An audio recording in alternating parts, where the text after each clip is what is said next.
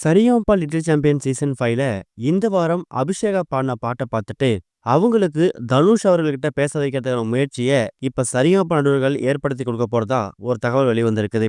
அதோட விவரத்த தான் இந்த வீடியோல பார்க்க போறோம். சரிகமபா லிட்டில் சாம்பியன் சீசன் 5ல இந்த வாரம் 10 to கொட்டா அப்படிங்கிற அடிப்படையில ஒரு சுற்று வைக்கிறாங்க.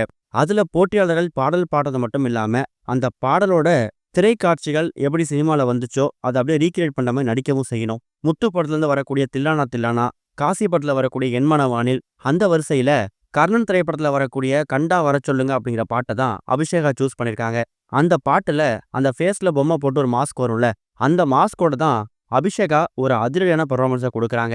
இவங்களோட பெர்ஃபார்மன்ஸை பார்த்துட்டு ஒட்டுமொத்த ஜட்ஜஸும் ஒரு மிகப்பெரிய கரகோஷம் கொடுத்துருக்காங்க. இந்த வாரம் ஸ்பெஷல் ஜட்ஜாவும் சீஃப் கெஸ்டாகவும் வந்திருக்கக்கூடிய நடிகை சுகன்யா அப்புறம் நடிகர் பாண்டியராஜன், இவங்க 2 பேருமே அபிஷேகாவை புகழ்ந்து தள்ளியிருக்காங்க. இவ்வளவு சின்ன வயசுல இப்படிப்பட்ட ஒரு அசாத்திய திறமையை நாங்க பார்த்ததே இல்ல அப்படிங்கிற மாதிரி தான் அபிஷேகா அடிச்சு தூள் கிளப்பியிருக்காங்க. இந்த மாதிரி சுச்சுவேஷன்ல அபிஷேகாவை பொறுத்த வரைக்கும் அவங்க சூஸ் பண்ணக்கூடிய பாடல் தனுஷ் அவர்கள் சினிமா வாழ்க்கையில ஒரு பெரிய திருப்புமுனையை ஏற்படுத்தின ஒரு மிகப்பெரிய எதிர்பார்ப்போட வெளிவந்த கர்ணன் திரைப்படத்துல வரக்கூடிய பாடல். சொல்ல போனா இந்த பாட்டு தனுஷ் அவர்களுக்கு ரொம்ப பிடிச்ச பாட்டாம். இந்த பாடலை பாடி முடிச்சதுக்கு அப்புறமா சரிகமபா நடுவர் என்ன சொல்லியிருக்காங்கன்னா, கண்டிப்பா நீ பாடின பாட்டை பார்த்ததுக்கு அப்புறம் இந்த படத்தோட மியூசிக் டைரக்டர் சந்தோஷ் நாராயணன், அதில் நடிச்சிருக்கக்கூடிய தனுஷ், இவங்க எல்லாமே ரொம்ப சந்தோஷப்பட்டிருப்பாங்க.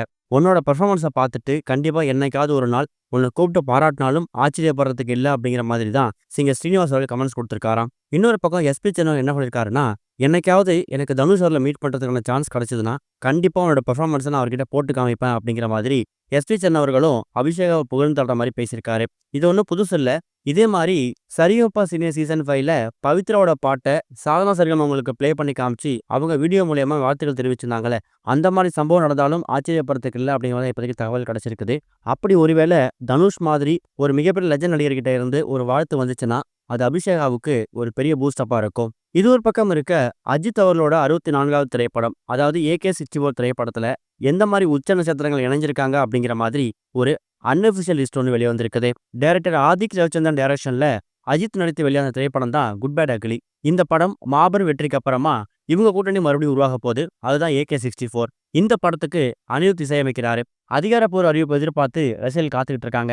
இந்த நிலையில இந்த திரைப்படத்துல, அதாவது AK-64 திரைப்படத்துல யார் யார் நடிக்க போறாங்க அப்படிங்கிறது கன்ஃபார்ம் ஆயிருக்கா. கூடிய சீக்கிரம் ஹைதராபாத்ல இதுக்கான ஷூட்டிங் ஆரம்பிக்க போறாங்க. இந்த படத்துல அஜித் கூட சேர்ந்து நடிகர் ஸ்ரீலீலா, நடிகர் மோகன்லால், நடிகர் மிஷ்கின், இவங்க எல்லாமே நடிக்க போறாங்க அப்படிங்கிற மாதிரியும், இவ்வளவு பேர் நட்சத்திர பட்டாளம் இருக்கும்போது இது என்ன மாதிரி கதைக்களம் அப்படிங்கிற மாதிரி இப்போ எதிர்பார்ப்பு ஏற்பட்டிருக்குது.